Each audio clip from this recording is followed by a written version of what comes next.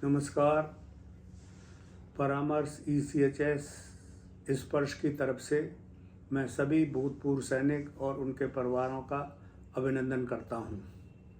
परामर्श ECHS स्पर्श में के माध्यम से मैं सभी को यह सूचित करना चाहूँगा कि अगर किसी भूतपूर्व सैनिक या किसी फैमिली पेंशनर की बेटी डिपेंडेंट है और वो अनमैरिड है, डाइवोर्सी है या विडोड डॉटर है, वो फैमिली पेंशन के लिए ऑथराइज है।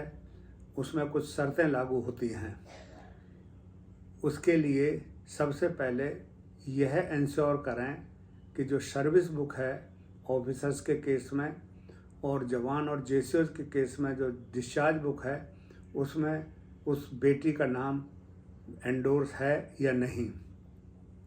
अगर डिस्चार्ज बुक में या सर्विस बुक में बेटी का नाम एंडोर्स नहीं है तो इसके लिए वो तुरंत कार्रवाई करके उसमें नाम दर्ज कराएं।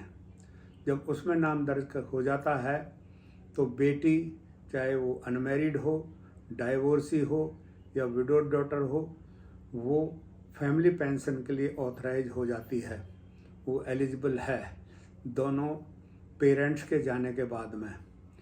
उसका नाम PPO में एंडोर्स कराने के लिए कुछ प्रक्रिया है, उसके बारे में मैं आगे विस्तार में बताऊंगा। जब आपने ये इंश्योर कर लिया है कि उस बेटी का नाम डिस्चार्ज बुक में है या आपकी सर्विस बुक में है, यानी कि रिकॉर्ड में भी नाम है बेटी का और उधर MP5 में भी बेटी का नाम दर्ज है, तो सैनिक कल्याण केंद्र के माध्यम से कुछ डॉक्यूमेंट्स जो है वो रिकॉर्ड या MP5 को भेजने पड़ते हैं। उसमें जैसे डिपेंडेंट सर्टिफिकेट है, इनकम सर्टिफिकेट है और डिस्चार्ज बुक में या सर्विस बुक में उसका नाम है, डेट ऑफ बर्थ और आधार कार्ड की कॉपी वगैरह वगैरह। ये डॉक्यूमेंट जो है सैनिक कल्याण केंद्र के माध्यम से रिकॉर्ड ऑफिस में या MP5 में भेजे जाते हैं।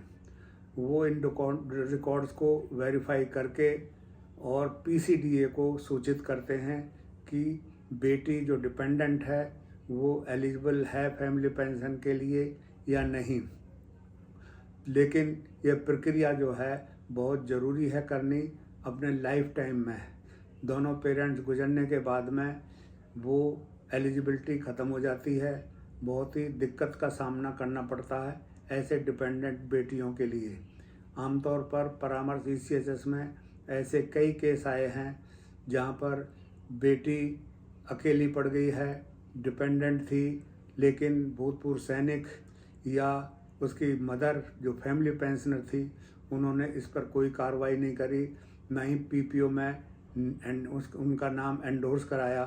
तो इसको एंडोर्स कराने के लिए जो प्रक्रिया मैंने बताई है वो आप अपने लाइफ टाइम में ज़रूर करें और बेटी के भविष्य के लिए फैमिली पेंशन सुनिश्चित करें।